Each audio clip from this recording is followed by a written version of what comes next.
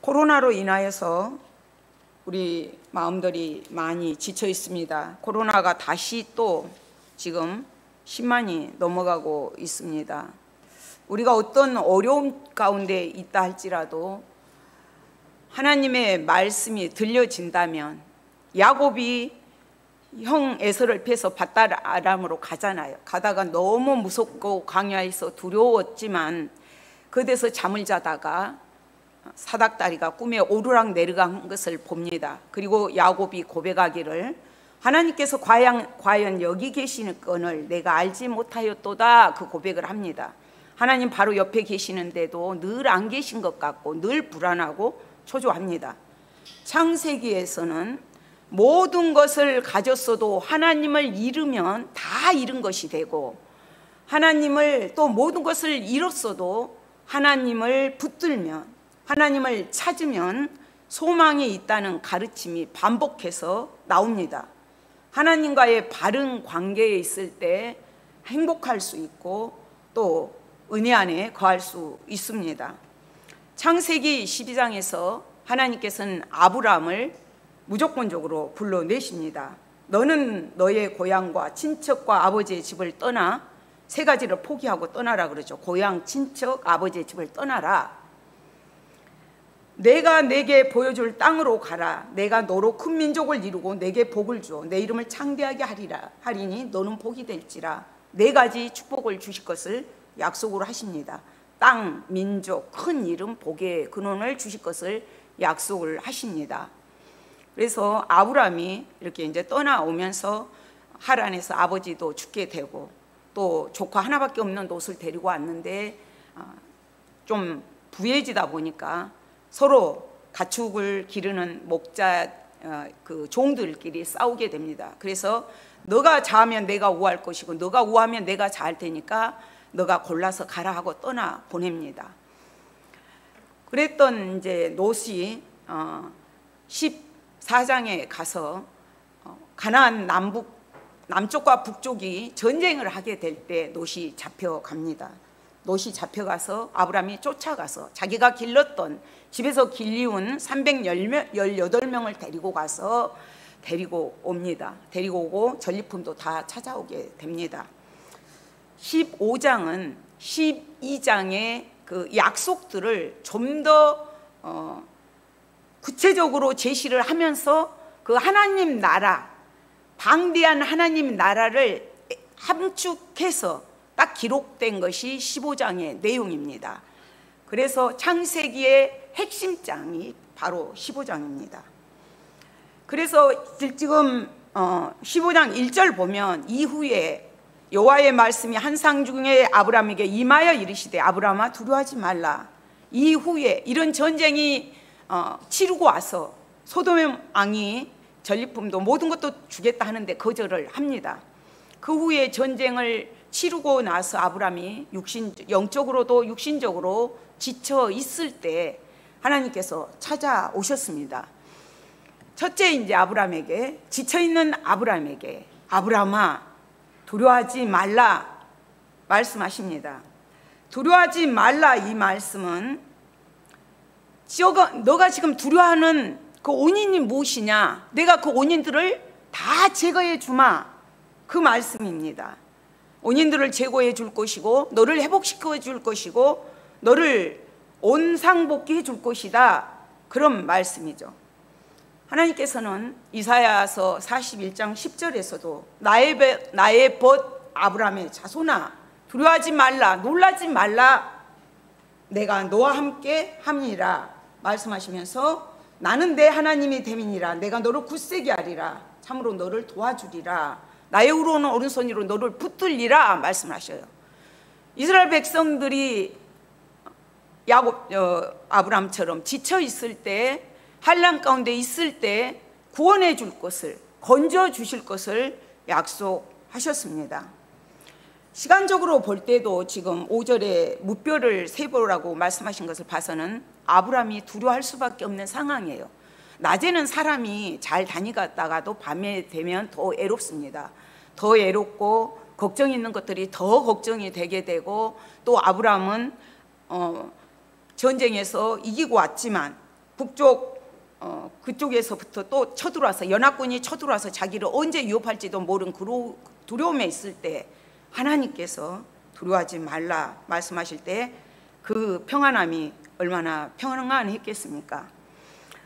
두 번째는 지쳐있는 아브라함에게 하나님은 방패와 큰 상급이 되어주시겠다고 말씀을 하십니다. 1장 뒷부분에서 나는 내 방패요 너의 지극히 큰 상급이니라 말씀을 하시죠. 방패, 하나님의 완벽한 보호, 철저하게 보호해 주실 것을 말씀하십니다. 큰 상급, 차고 넘치는 축복과 은혜를 말합니다. 하나님 자신이 방패가 되어주시겠다, 너를 지키고 보호해 주겠다, 이보다 더 큰 축복이 어디 있겠습니까? 하나님의 백성이 소유할 수 있는 가장 큰 복, 가장 큰 은혜, 하나님이 우리의 방패가 되어주시고 하나님 자신이 우리의 큰 상급이 되어주시겠다는 이 말씀보다 더 큰 상급은 없습니다. 이 말씀 속에는 영적인 복, 육적인 복, 약속의 땅, 약속의 후손에 대한 복까지 다 들어있습니다. 모든 행복과 모든 존재들의 근원이신 하나님께서 상급이 되어주시다고 약속하신 내용입니다. 우리는 그렇지만 세상을 살아가면서 진정한 방패와 상급을 세상 속에서 찾으려고 애를 쓰고 다닙니다. 세상에는 우리를 보호해 줄 것들이 아무것도 없습니다. 생명보험이 보호해 주지 못합니다.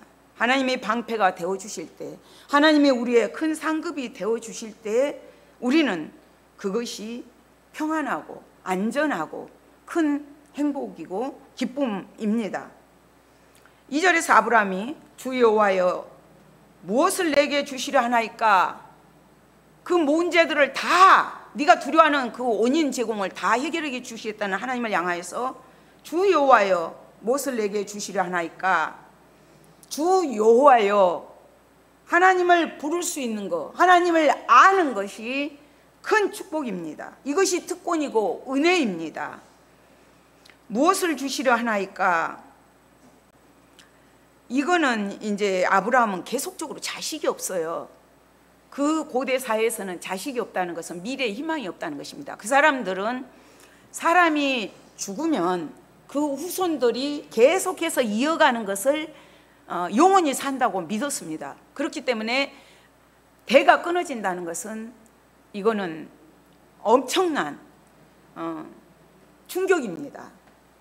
어떻게 보면 세상으로 보면 복이 없다고 볼 수밖에 없는 상황입니다. 그래서 그 당시 법으로는 자기가 부리는 몸종에서 양자를 삼을 수가 있었기 때문에 자기가 마음속에 딱 정해놓은 엘리에셀을 자기 양자로 삼으려고 합니다. 그랬을 때 하나님께서는 그것이 아니다 말씀을 하시면서 3절에서 아브라함이 그렇게 여쭤봅니다. 주께서 내게 씨를 주지 아니하셨으니 내 집에서 길린 자가 내 상속자가 될 것이니이다. 주께서 내게 씨를 주시지 아니하셨으니 내 집에서 길린 자가 내 상속자가 될 것입니다.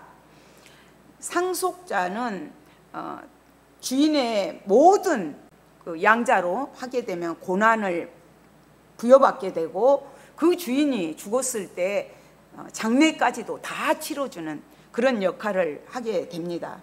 하나님께서 주신다고 하셨는데도 이거는 이제 아브라함은 못 믿어서가 아니라 자기가 하나님께서 어떤 방법으로 어떻게 행하실지를 모르기 때문에 하나님 앞에 여쭤보는 것입니다. 하나님은 그랬을 때 너가 그 엘리에셀이 너가 편협한 생각으로 너의 생각으로 택한 엘리에셀이 너의 상속자가 아니라 네 몸에서 난 날짜가 내 상속자가 되리라 하나님께서 말씀을 하십니다. 내 몸에서 날짜가 상속자가 된다. 여기서 물론 4절에서 아브라함에게 주께서 내게 씨, 아브라함의 씨는 메시아를 얘기합니다. 예수 그리스도를 통해서 우리에게 주어질 복들을 말씀하고 있습니다.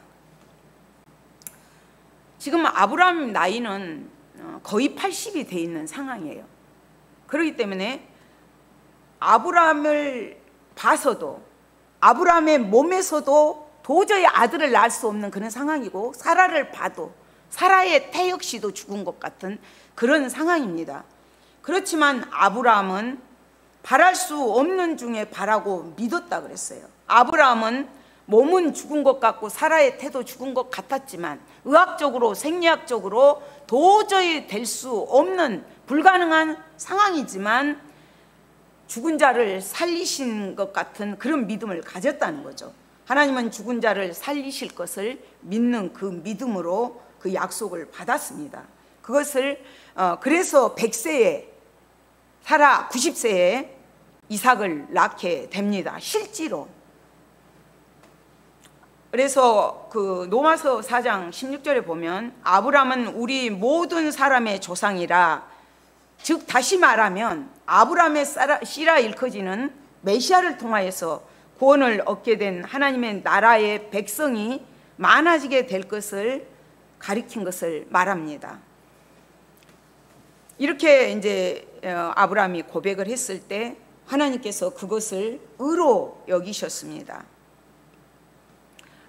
아브라함이 그것을 믿음으로 순종했을 때, 믿었을 때 그것을 의로 여겼다. 아브라함은 조건 없는 믿음의 조상이 됩니다. 아브라함이 하나님을 믿음에 그것이 그에게 의로 여긴 바 되었느니라. 아브라함이 하나님의 약속을 믿는 믿음이 바로 오늘날 성도들이 그 언약의 실체, 그 아브라함의 씨 대신 메시아 예수 그리스도를 믿는 믿음과 동일합니다. 오직 인간은 믿음으로만 의롭게 되고, 인간은 죄인임에도 불구하고 하나님께서 의인으로 인쳐 주실 때 의롭다 함을 받게 됩니다. 4절에서 내 몸에서 세 번째에서 그랬죠. 도저히 불가능한 상황이었지만 하나님께서는 내 몸에서 날짜가 내 상속자가 되리라 말씀으로 들려주시고, 청각적으로 들려주시고 아브라함을 데리고 나가서 하늘의 무뼈를 보게 합니다. 한번 봐라, 내 자손이 이렇게 이 별처럼 많을 것이다. 또 13장에서는 땅의 티끌처럼 많을 것이다. 뒷부분에 가서는 바다 모래같이 많을 것이다. 아브라함을 통해서, 믿음의 조상 아브라함을 통해서 영적으로는 예수 그리스도를 통해서 바다의 모래처럼, 하늘의 별처럼, 땅의 티끌처럼 영적 이스라엘의 백성들이 많아질 것을 말씀하십니다. 하나님은 그것을 의로 여기셨다. 6절에서 아브라함이 여호와를 믿으니 여호와께서 이를 그의 의로 여기시고, 그의 의로 여기시고 의로 여겼다. 하나님 나라에 들어간다. 영원한 생명을 맛보며 살아가도록 하신다는 거예요. 바울은 이것을 오직 의인은 믿음으로 말미암아 살리라. 아브라함이 뭐를 착하게 선하게 죄가 없어서가 아니라 하나님께서 법적으로 꽝꽝꽝 인쳐주셨다. 의의 옷으로 입혀주신 것을 말합니다. 그러니까 우리가 보면은 이 하초를 이렇게 꺾습니다. 꺾으면 마치 우리 인생들이 이렇게 꺾어올 때 이 꽃이 금방 시들지 않습니다. 금방 시들지 않지만 점점 시들어갑니다. 우리 사람이 하나님께로부터 꺾어 나올 때, 분리되어 나올 때 이미 사람은 죽어가고 있습니다. 죄의 싹은 사망이죠. 그래서 죽음이 온 것입니다. 살아있는 것 같지만 죽어가고 있어요. 그 관계를 예수님께서 의로 딱 인쳐주시고 접붙여 주셔서 의인이 됐다는 거죠. 우리가 무엇을 행해서가 아니라 하나님께서, 예수님께서 믿을 때 믿음으로 인쳐주신 것을 말합니다. 로마서 4장 25절에 보면 예수는 우리가 범죄한 것 때문에 내줌이 되고 또한 우리를 의롭다 하시기 위하여 살아나셨느니라. 하나님의 은혜로 값없이 우리는 하나님의 자녀로, 하나님의 백성으로 의인이 되었습니다.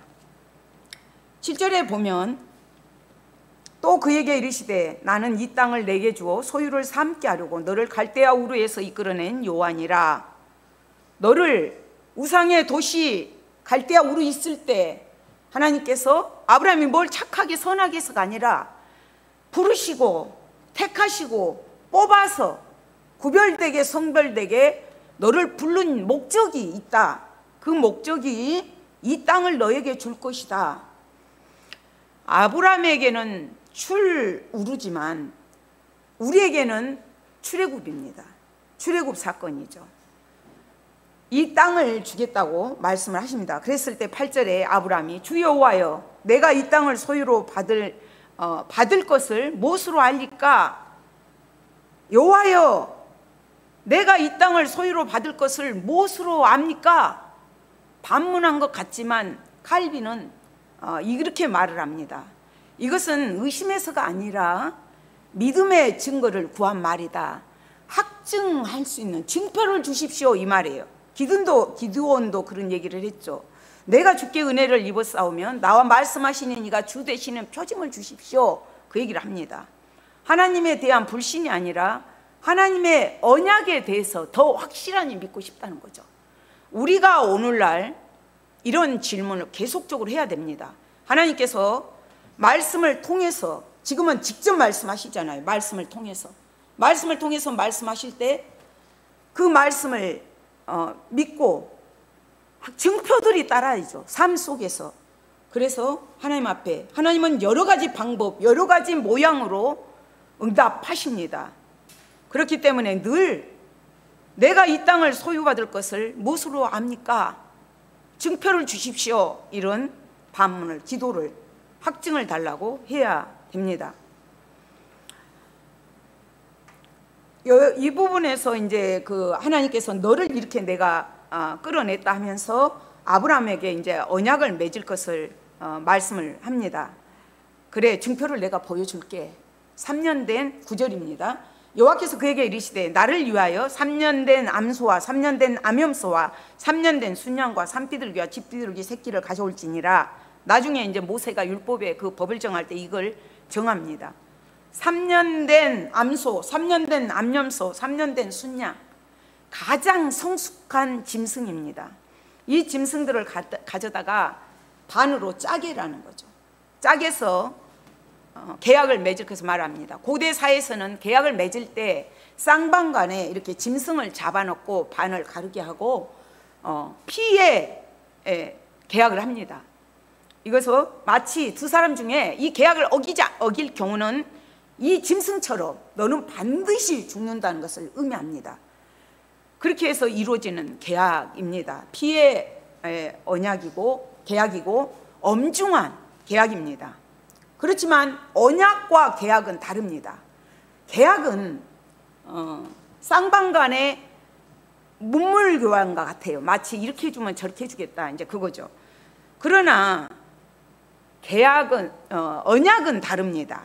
언약은 나는 너에게 남편이 되어줄 것이고 너는 나에게 신부가 되어달라. 마치 인간 사회의 결혼식하고 똑같습니다. 아브라함이 하나님을 믿고 하나님과 계속적으로 관계를 해왔어요. 아브라함의 온 것들을 봐오면 가는 데마다 예배를 드렸습니다. 그런 관계를 맺었지만 하나님은 그 관계를, 아브라함과의 관계를 공식하기 위해서 언약을 맺게 합니다. 언약을 맺게 하기 위해서 짐승을 짜게라 그러죠.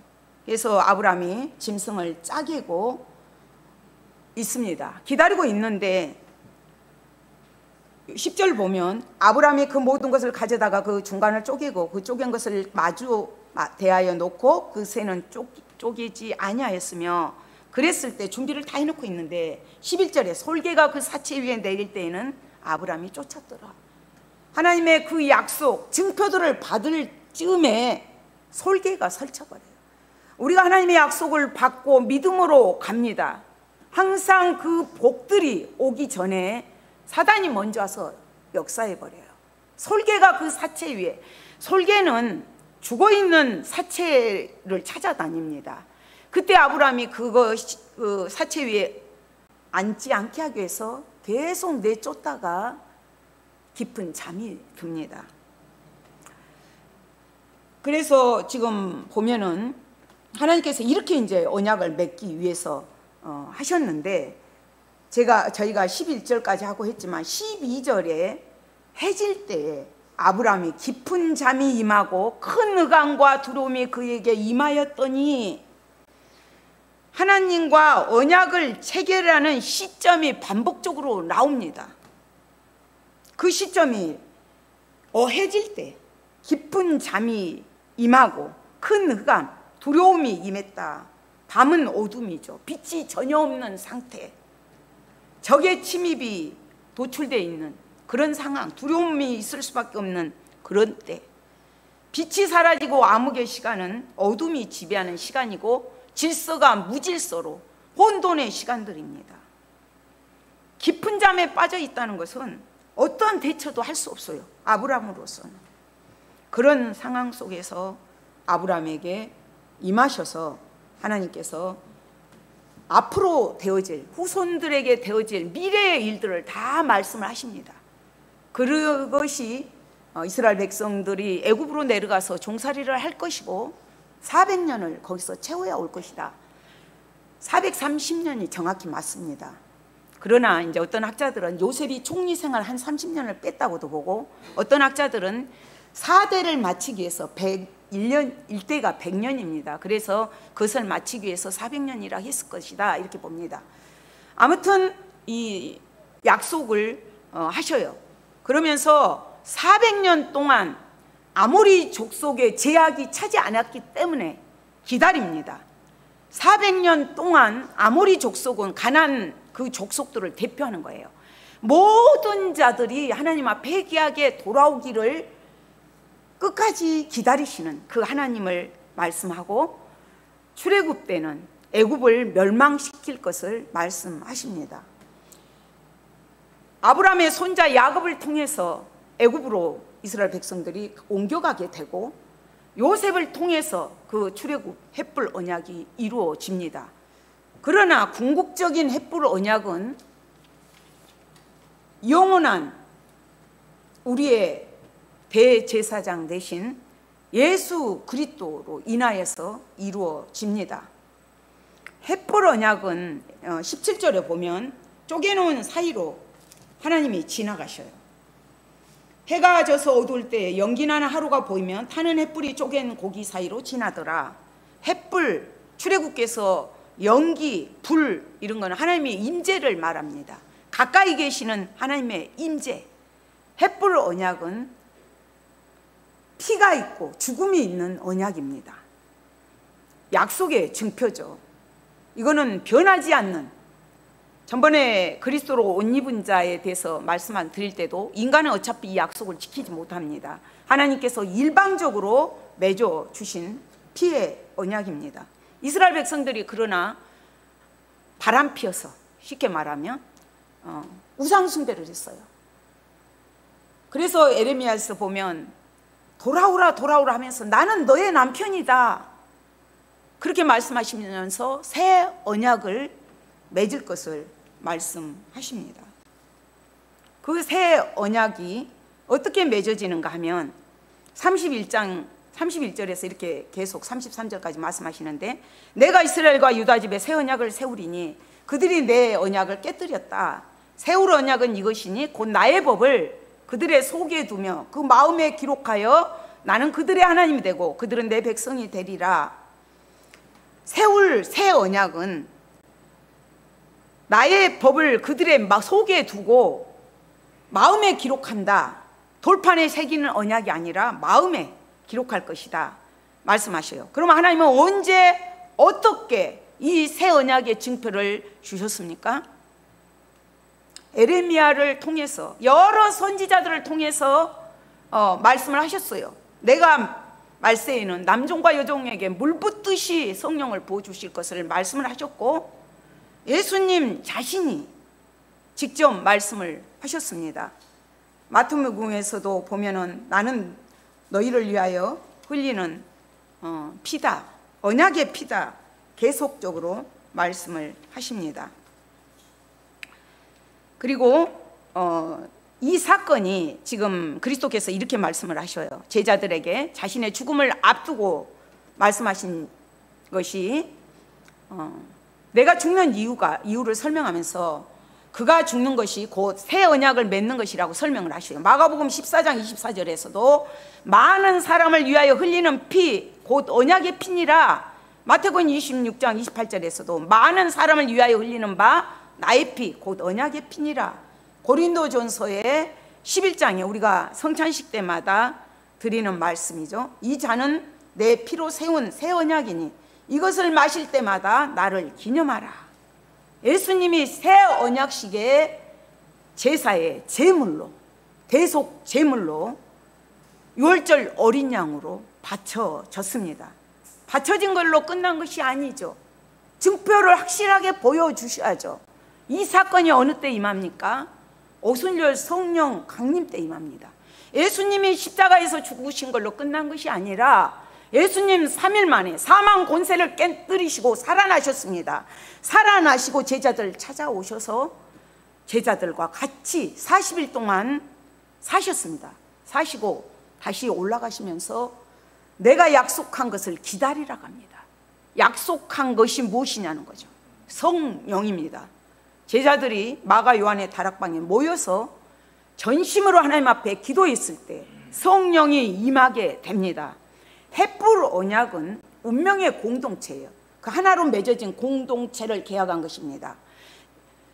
오순절 사건으로 인하여서 예수의 피로 맺어진 교회의 공동체, 믿음의 공동체가 결성이 됩니다.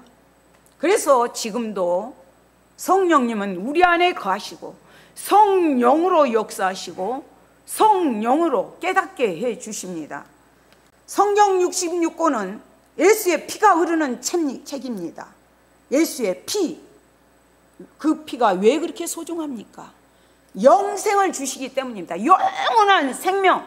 사람은 다 죽습니다. 이 땅의 죽음으로 끝난 것이 아닙니다.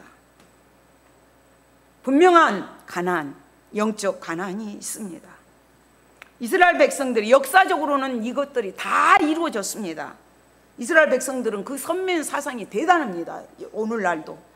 그렇지만 옛 언약으로 선택은 되었지만, 선민으로 선택이 되었지만 예수 그리스도 새 언약의 실체가 되시는 예수의 피를 의지하고 예수를 믿을 때 하나님의 백성으로, 하나님의 자녀로 영적 아브라함의 참 자손이 됩니다. 이스라엘은 하나님과 맺으신 그 언약 때문에 수많은 실패를 해요. 그럼에도 가나안 땅까지 하나님께서 인도해 주십니다. 이 언약보다 훨씬 크고 놀라운 언약이 주님의 십자가의 죽으심과 부활하심입니다. 그분의 대속제물로 죽으셨고 우리에게 영생을 확증하신 언약입니다. 이 언약은 영원 불변합니다. 주님의 약속을 믿고 주님의 언약 백성으로서 우리는 담대하게 살아가야 합니다. 두 발은 이 땅에 딛고 살아가고 있지만 우리의 시선은 믿음의 주요 온전케 하신 주님을 바라보면서 새하늘과 새 땅을 바라보면서 영원에 처할 하나님 앞을 생각하면서 믿음으로 가야 합니다. 지친 성도들을 향하여, 지친 우리를 향하여 하나님 두려워 말라, 아브라함아 두려워하지 말라, 오늘 우리에게 말씀하십니다. 하나님의 말씀을 귀담아 들을 수만 있다면 코로나보다 더 엄청난 불안이 온다 할지라도 두렵지 않습니다. 두 번째, 지쳐있는 아브라함에게 방패와 상급이 되어주시겠다. 하나님의 백성이 소유할 수 있는 가장 크고 놀라운 복, 하나님의 생명 싹이 안에 있는 것입니다. 세 번째, 지쳐있는 아브라함에게 그 씨를, 아브라함의 씨를 약속하셨습니다. 예수님을 통해서 구원을 얻게 된 우리가 하나님의 나라를 소유하고 하나님의 백성으로 살아갈 수 있는 특권을, 은혜를 주셨습니다. 네 번째, 지쳐있는 우리 성도들에게 죄인을 의인으로 옮겨주셨습니다. 죄인의 옷에서 의인의 옷을 입혀주셨습니다. 그래서 의인이 왜 그렇게 소중합니까? 의롭다 한 것은 생명과 구원이 연결되어 있기 때문이에요. 영원한 생명, 영생이 이 속에 들어있기 때문에 소중합니다. 하나님 나라에 들어가서 하나님과 함께 영원한 그 생명을 누릴 수 있습니다. 물론 이 땅에서도 하나님의 나라가 임할 때 그 복들을 받아 누릴 수 있지만 더 영원한 복이 기다리고 있습니다. 다섯 번째, 지쳐있는 우리들에게 햇불 언약의 증표로 성령을 보내주셨습니다. 우리는 그 하나님께서 아브라함처럼 불러주시고 택해주시고 뽑아주신 이유가 하나님 나라의 백성으로서 특권을 누리고 하나님의 영광에 참여할 수 있는 자녀들로 불러주셨습니다. 그렇지만 그 가나안은 애굽을 거쳐야 가나안 땅을 들어갑니다. 십자가를 거쳐야 멸류관을 받을 수가 있습니다. 이 땅 위에 사는 것들은 그 영적 애굽에서의 그 싸움들입니다. 악한 영들과의 싸움입니다. 그렇지만 내가 세상을 이기었노라 말씀하신 주님처럼 우리는 사망 권세를 이기며 승리할 수 있습니다. 그 주님을 부여잡고 성령을 의지하면서 아브라함처럼 하나님 증표를 보여주십시오 기도하면서 성령님 늘 동행하는 우리 성도들이 되시기를 간절히 소망합니다. 아버지 감사합니다. 아브라함에게 약속하셨던 그 크고 놀라운 복들을 하나님의 자녀가 된 우리가, 하나님의 백성이 된 우리가 받아 누리기를 원합니다. 아버지 하나님, 죽었던 우리들 불러주시고 택해주시고 인쳐주시고 너는 내 것이다 아버지 자녀 삼아주셨사오니 아버지 우리 손 끝까지 붙들어 주시사 하나님 앞에 가는 그날까지 영원한 생명을 누릴 복들을 주셨사오니 이 땅에 사는 동안에도 하나님 우리의 피난처가 되어주시고 우리의 반석이 되어주시고 우리의 방패가 되어주시고 우리의 상급이 되어주시옵소서. 하나님 성령으로 지키시고 보호하여 주시사 날마다 주의 손 붙잡고 살아갈 수 있도록 능력의 그 하나님과 동행할 수 있는 믿음의 사람들이 될 수 있도록 도와주시옵소서. 감사드리며 예수 그리스도의 이름으로 기도드립니다. 아멘.